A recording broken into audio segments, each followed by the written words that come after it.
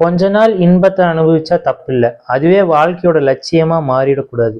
காரணம் என்னன்னா, நான் ஒரு புது கார் வாங்குறேன்னு வச்சுக்கோங்களேன்.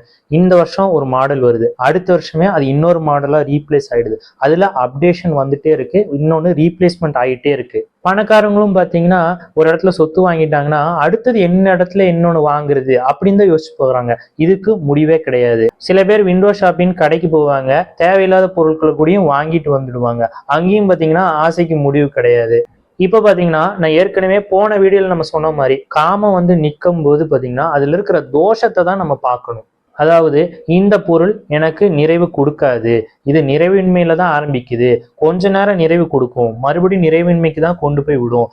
முதல்ல கார் இல்லை அப்படின்னு எனக்கு ஒரு நிறைவின்மை, அப்புறம் ஒரு கார் வாங்குறேன், மறுபடியும் பாத்தீங்கன்னா இன்னும் கொஞ்சம் வெயிட் பண்ணியிருந்தா இன்னும் இதோட அப்டேட்டட் வெர்ஷன் வாங்கிக்கலாம்னு மறுபடியும் ஒரு நிறைவின்மை. அதாவது நிறைவின்மையில ஆரம்பிச்சு நிறைவின்மையில தான் முடியுது, கொஞ்சம் நிறைவுக்கு தருது, அவ்வளவுதான். இதை தெரிஞ்சுக்கிட்டவங்க காமம் புருஷார்த்தம் கிடையாது, உண்மையான புருஷார்த்தம் மோட்சம்தான்னு புரிஞ்சுக்குவாங்க.